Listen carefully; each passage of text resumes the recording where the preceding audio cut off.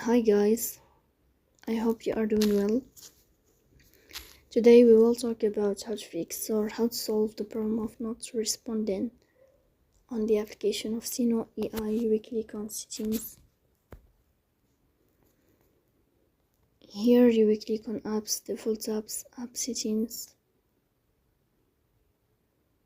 In this page you will search about the application of Suno AI.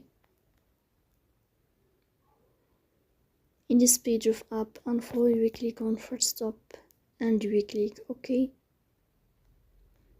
Here you will enter to storage. Then we click on clear cache.